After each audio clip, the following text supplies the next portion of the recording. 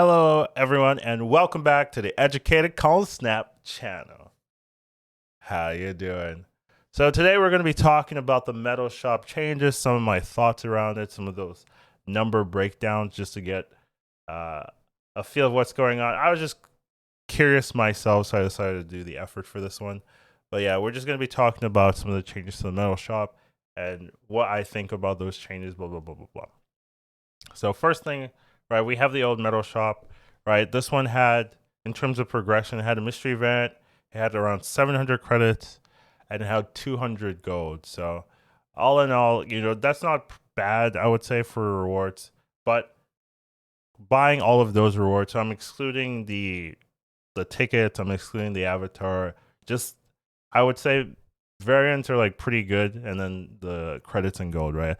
That would cost you 1900 medals overall, and if you wanted to get everything, that's 3,750, right? So now we have the new shop here. It's a little bit more. You get two mystery variants now. You get 900 credits instead of 700. You still get the 200 gold, so the gold hasn't changed. But now it's going to cost you 5,700 medals. So that's a 3x increase. Last month, I guess 3x value. And then everything is going to cost you 12,000, almost 13,000 medals. So it's significantly higher if you want to get everything. And it's also significantly higher if you want to get just the progression stuff. Now, that doesn't mean that it's going to take 3x longer or anything like that. They also did change the Conquest reward system. So here I have the old reward system where 20 medal entry, 40 medals just for entering, and then depending on how many you win, you get a particular amount. So this is the old one. It's around 120, blah blah blah, right? The next one we have is the final one. So this one is I didn't have the medals for every single win column. I haven't played enough gold or conquest, but I do have the entry medals for each of them. So for silver, you're getting 20, which is still the same as before. Gold is 75, infinite is 200, 700. And then if you complete it, it goes 15, 195, 725, and then 3,350. So there's almost a 1.6 increase in the amount of medals for silver, almost 2x increase for gold, and 2.5 increase for infinity. So you are getting more medals overall, as long as you're not playing Proving Grounds. So we'll get into that, but Proving Grounds medal rewards have not changed at all. But gold, silver, and infinity have got an increase in medals to like compensate the increase in cost in the metal shop. Now, so there are also some things to keep in mind. The previous season that we just had was 3 weeks overall in terms of how long it took for the whole thing to open up, compared to this season going to be 5 weeks. So most likely the reward and prices were adjusted for the sort of shorter time frame, as well as them just having more data to kind of gauge how many medals people were able to generate in the season. I definitely know that I was like, I'm not the average user, to be fair, right? But I was able to easily get everything, and then I had like thousands and thousands of medals left over. So but I did play a lot, so that's not fair. But generally they have more data to know like how many medals people were able to generate in those 3 weeks. And just like, this is a longer season, there's more time to use your resources, so they're just adjusting for that. However, like overall, it still will take longer than before to get the rewards, because even though the medal increases did happen for the other conquest modes, it's still less than a 3x price increase. So even though infinity conquest is like 2.5x better, it's still less than the 3x overall increase of medals. So overall, like regardless, it's going to take you longer. There is more time in the season though to get those medals. So you do have more than the 3 weeks, right? But from a pure number basis, it's going to take you longer to get everything than it used to before.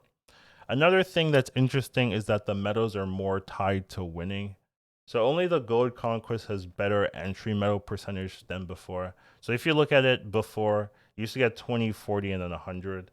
Now you're getting 20, 75, and then 200. So for infinite, right, you're getting 2.4x increase, but the entry fee is only 2x better. Only gold has a better entry fee than the increase in medals. So, and then silver has no increase. So it's, you are getting 20 before, you're getting 20 afterwards. So uh, in order to feel this effect, you have to win the games. So that's something I would say is like okay for, you know, competitive players, but if you're a casual, that's not really, that doesn't really feel good, right? Because there's gonna be some people that just can't win a conquest. Like you have to win a match, right? You have to win those 10 cubes every time if you want to win. So there's just gonna be players that are just like not using meta decks, trying to have fun, et cetera, and they're not gonna be able to consistently win 3 in a row, win 2 in a row, etc. So um, if you want to feel that metal increase, you have to be winning. Unless you're using Gold Conquest. Gold Conquest, the entry fee is better than just the flat increase. So only in that one does it feel better, but everything else you do have to win to feel the metal increase effects. Another thing that was pretty notable from these changes is that it doesn't seem like they like the proving ground spam.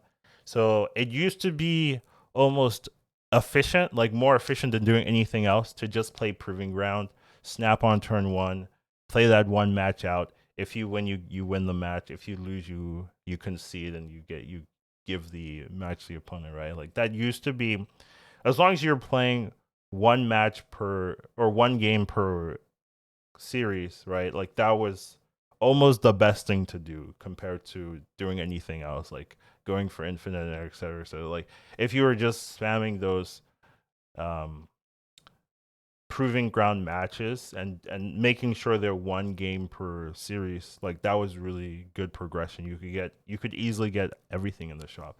Now with these changes, that's really going to be difficult. Everything else got meta increases, but Proving Ground didn't. So they were pretty much aware that a lot of people were just playing one game per Proving Ground, and it seems like they didn't like it. So it just seems like a noticeable change to the structure to increase everything but Proving Grounds. So it just seems like they weren't happy with that being functional. I was kind of okay with it. It was like a secondary way of playing decks or trying out decks that weren't, you know, super competitive but fun to do, and you could just play. There's no downside.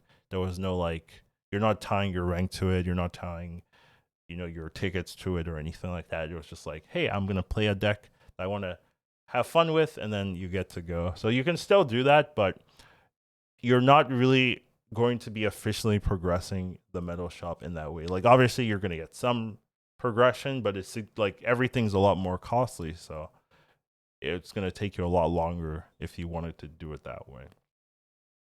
Now, something I just want to talk about was the expiring tickets and the expiring medals, right? So in terms of expiring tickets, how it translates was the tickets that expire, it's the same as playing the run and then immediately conceding. So it's only, you only get the entry medals for those tickets, and that's really not very good. The entry medal is just like, you know, not that much compared to the potential you could have gotten, right? You can get 3,000 plus tickets in Infinite Conquest, and if you just conceded, you would only get 200. So, right, that's that's like less 5% of the reward. You know, maybe a little bit less, but yeah, it's definitely not as good as using your tickets. So you really want to use your tickets and try to win. So expiring tickets just feel really bad, not a good use of resource, but it's something you have to be aware of. There were some people that wanted to see how much you would get, and they were very disappointed. That's the reason why. And then when it comes to expiring medals, medals convert at a rate of 100 medals to 100 to 15 boosters. So for every 100 medals that you left, it will convert into 15 boosters. The only difference with buying in a shop is that it only targets one character that you have. So if you have a large amount of medals, you're going to get a large amount of boosters on one character. So it's a little bit weird because um, if you don't use that character right, it doesn't mean anything. But if it is a character you particularly like, then that could be pretty useful. So it is something to look into. And another thing that's different from last season this season is that the infinite booster conversion is now just slightly better. So it used to be 500, I believe, for 155 boosters, which was like decent conversion rate compared to the end of season conversion. Now it's 100 medals for 155 boosters, and the regular end of season conversion is 100 medals for 150 boosters. So you're getting 5 extra boosters every time, but it's not that much better. So it's just slightly better. So if you don't mind the one card getting all the boosters, it's fine to auto convert. If you don't want to do all that effort, press the buttons. Blah, blah, blah. I'm just letting you guys know, like, oh, if you don't care, you can just let it auto convert. It doesn't really matter. The only difference is like you're getting one card instead of like 155 boosters for like multiple different cards. So something to keep in mind.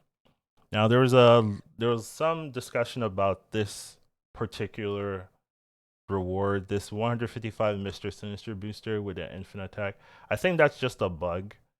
So if you like look at the rewards compared here, it very much looks like it's supposed to be just like the week 2 reward. So they just kind of forgot to remove the infinite attack. So I'm wondering if it's gonna stay like this or if they're gonna fix it. Like probably they're gonna fix it, but yeah, I mean, because it wouldn't make sense to have that there and then have this there. So it's very likely they just made a mistake. This is only purchasable once, and everything else is not as like you're not going to be able to spam it. So I think that's just a bug, and I don't think that it's gonna last.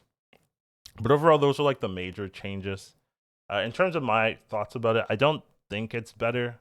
It's not really better. It's there's a little bit more progression. So there are more rewards overall, right? There's more mystery variants, there's more credits, but it does seem like they want players to spend a decent amount of time in Conquest to get all the rewards. You're going to be spending, a lot more time. It's not exactly 3x more time, but unless you are only playing proving grounds, but it is going to be a significant amount of increase in time over the 5 weeks compared to the 3 weeks to get everything that you want. And my issues like casuals, I would say, are pushed out a little bit because it's going to be harder for players that don't win too often or play Conquest, or players that don't play Conquest often, to get a lot of the rewards. So it's like if you're looking at this and you're like, it's going to take me, this much time to get these rewards, it's just going to incentivize less players to participate. And that's going to make it overall harder because the players that are participating are going to be more competitive, more serious. It was like when the mode started, they gave out like they gave out like an infinite ticket to everyone or something like that, or a gold ticket, something like that.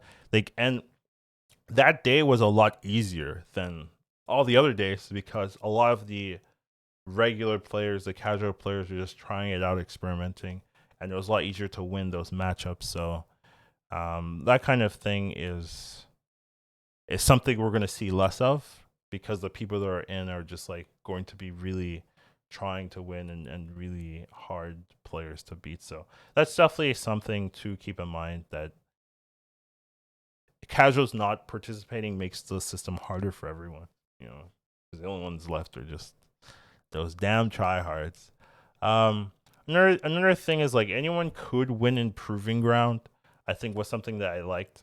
There was definitely a lot more experimentation and fun in proving grounds because a lot of times you just needed to win that first match, that first win. It was for 8 cubes, basically all the cubes, and then you'd concede. So it didn't take that long, and because you only needed to win that first match, it was just like playing a regular ranked mode in that you didn't have like full information of people, or people weren't playing like exact counters. People were playing random stuff that could just win. So it was a lot easier to just like have fun and like try something different, try something new, and hope it works out. There's no drawbacks, etc., etc.